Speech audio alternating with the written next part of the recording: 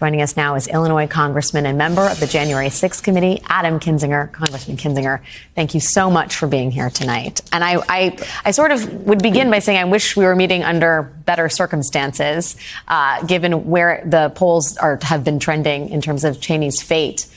I'd ask you, as one of the few people that's been going through this with her from inside the same party, what has it been like being on the committee with Liz Cheney? Has there been camaraderie or gallows humor? What has that relationship been like for the two of you? Yeah, look, it's been pretty amazing. I mean, this committee, just outside of just Liz and I, this is like probably never happened in history, and it likely will never happen again. You have a committee that is focused on getting to truth, getting to the answers, getting done what needs to be done. We thank Kevin McCarthy for polling his members because it's made it a lot easier for us to get to the truth. But with Liz, look, I feel the same way, is if I went back 20 months and made the decision about, am I going to impeach Donald Trump, I would have done it in a heartbeat. And Liz feels the same way. It's like, what is it for a man to gain the world but lose his soul? And I think as we've gotten into this committee, Liz and I get along really well. My respect for her was huge, by the way, prior to even all this, and it's grown immensely. She's very determined, very dogged, and she will chase Donald Trump to the gates of hell for sure. Have you talked to her about her candidacy? Have you talked to her in advance of, election night tonight? Yeah, I've kind of let her, be for the last kind of 12 hours or so, or 24 hours. I think she obviously recognizes this is an uphill challenge. I think she made the decision that she's going to go down firing. And, a miracle could obviously happen tonight. But even if it's a little closer than what people expected, but the bottom line is, I think this is sending a very strong message that this isn't your dad's Republican Party anymore. This isn't a party that's committed to truth. This is a party that's committed to conspiracy. Mark and your prior your guest had said something about, people in Congress now don't really believe it. I don't think they do believe the big lie and the conspiracies. What I worry about is the next generation of people that have just been elected. They're going to be here next year. They do believe these conspiracies. That's very frightening.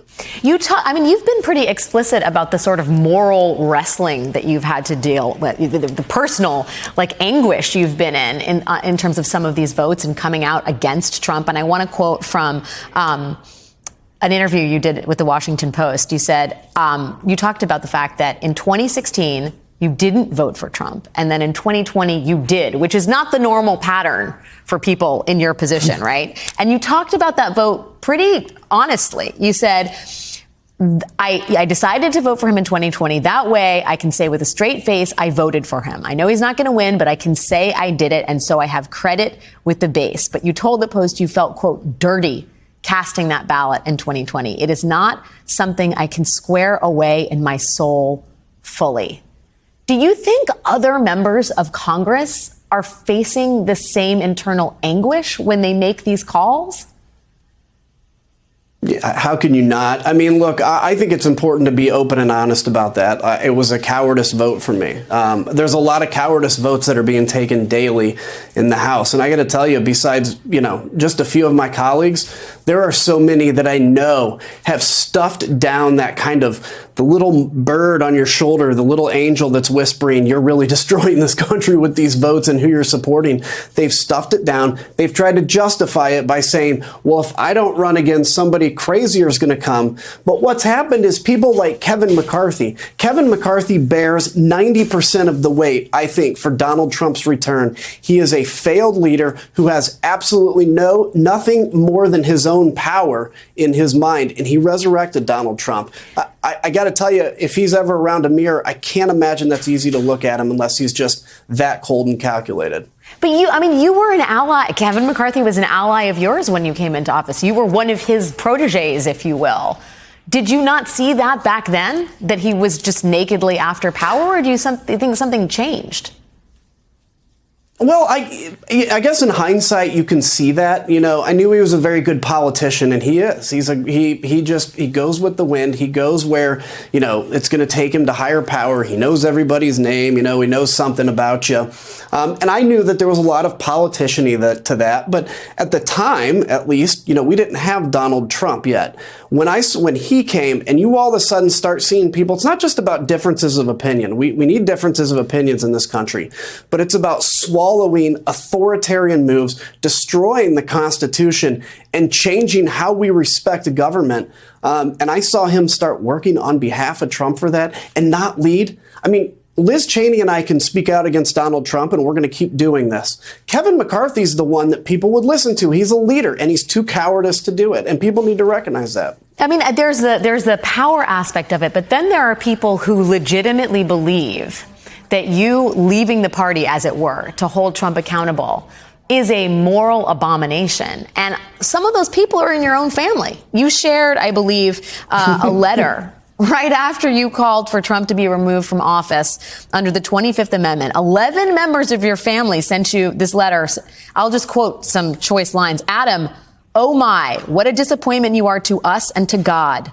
We were once so proud of your accomplishments. Instead, you go against your Christian principles and join the devil's army, the Democrats and the fake news media. Adam, they are not going to like this appearance this evening on MSNBC. But, I mean, what happened with Kevin McCarthy, right? I mean, that's a fairly ABC, I can be maybe the next Speaker of the House. I'm Kevin McCarthy. I'm going to stay in power. But what about members of your own family? And I ask that not just to get you to, be critical of members of your own family, but because I think they're representative of a lot of Republicans in the country who don't hold elected office and are in thrall to Donald Trump and are voting against Liz Cheney, who otherwise is everything you could want from a conservative Republican. Yeah, I think it's an important thing to talk about. So first off, I've come to believe over the last year that people, more than even fearing death, we're such a tribalistic people that they fear being kicked out of their tribe. And so you accept anything because now republicanism or conservatism or Trumpism becomes your identity. And so you're going to stay. Now, my family, look, they're my dad's cousins.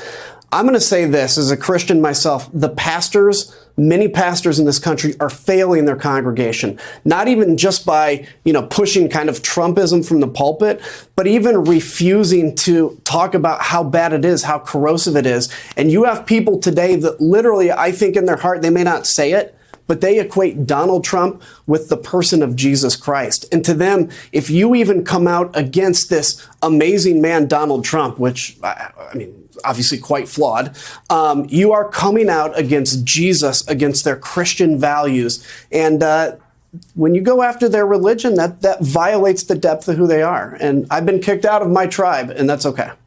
And you seem okay with it. You are doing it with your head held high. I guess I want to just close this out by asking you about, tonight we may see the departure of Liz Cheney for all intents and purposes from Congress. Sarah Palin is in a primary in Alaska, may very well make it to Congress as the lone congressperson from Alaska, may being the operative word there. Donald Trump is suggesting he may run again in 2024. What do you think the road ahead is? You won't be in Congress, but you know what's going on with the GOP. What happens now? Well, I, like a lot of people, feel politically homeless. This is obviously is nothing near the party I joined. I have a movement. It's Country First, country1st.com. And we've played against Madison Cawthorn. We've played on behalf of Brad Raffensperger. We've played in Michigan and some other places. And what we're trying to do is to say to Democrats that live in a district that is going to go Republican, one of those that's not competitive, hey, in certain areas, consider taking out a Republican ballot and voting against these crazies. So I personally am going to be focused on that.